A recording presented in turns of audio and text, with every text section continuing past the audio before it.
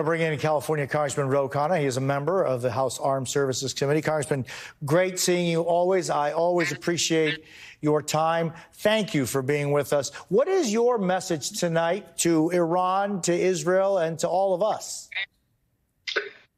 Well, first, I strongly and unequivocally condemn Iran's attack on Israeli soil. It is a violation of international law. It's unnecessarily escalatory. I am heartened that so far from your excellent reporting, it looks like many of the missiles and drones have been intercepted. I'm praying for the families and people in Israel to make sure, hopefully, there are no casualties and that people have not gotten hurt. And I'm proud of our military that, again, reports suggest we're able to intercept some of these drones and missiles. So we, of course, stand with our ally, Israel, in condemning these attacks on their homeland. So, Congressman, how does one avoid things from continuing to escalate?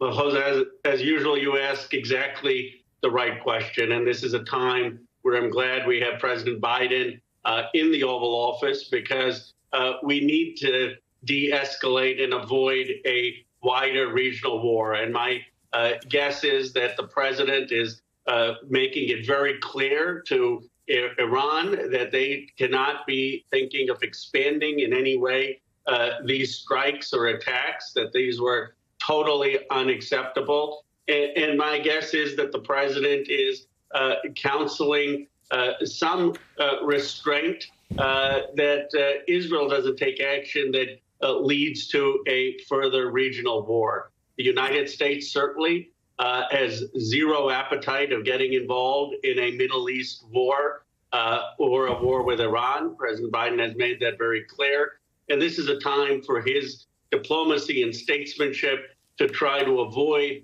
the situation from becoming a regional war.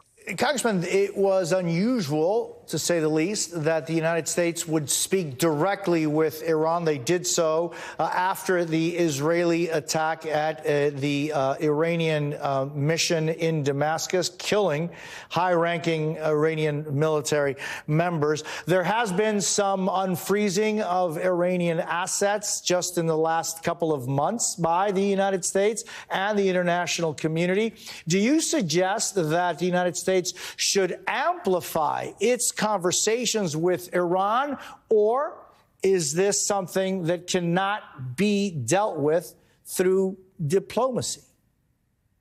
I absolutely think we need to have a diplomatic channel open with Iran, precisely to make sure that they do not escalate further in something that gets us into a war with Iran, or that gets the region into a war. And I believe that the president, his team, Jake Sullivan, Tony Blinken, who are extraordinarily competent, are engaged in that diplomacy, or William Burns would be engaged in that diplomacy, to try to make it clear that there should not be any expansion. What I'll tell you, Jose, is irresponsible is some of the by candidly Republican colleagues who've gone on Twitter and called for the United States to engage in retaliatory strikes against Iran.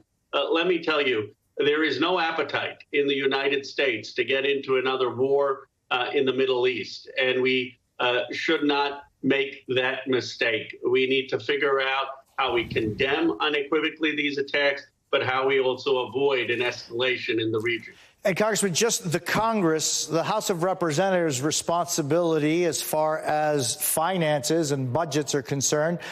I understand, I was just looking at through X, that Steve Scalise said that he hoped that the House of Representatives would, as early as next week, deal with the issue of more aid to Israel. Of course, the issue of aid to Israel, aid to Ukraine, aid to Taiwan has been a non-issue in the Republican-led House of Representatives. Is there anything you think that the House of Representatives could or should be doing in an immediate manner regarding this issue?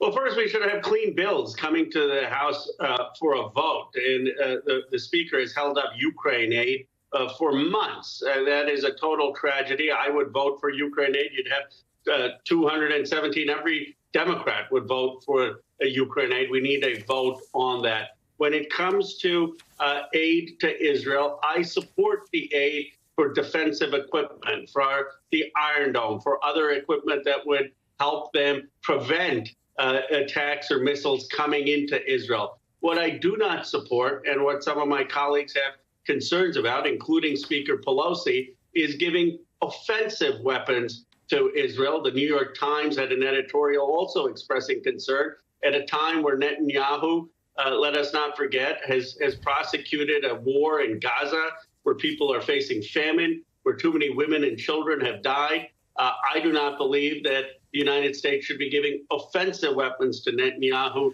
when he continues to defy the president on Rafah. So the question is, can we get a clean Ukraine aid package? I would be a yes. Can we get a package for defensive weapons to Israel? I would be a yes. But let's not lump in offensive weapons, which will give at least 56 Democrats who signed a letter to the president pause.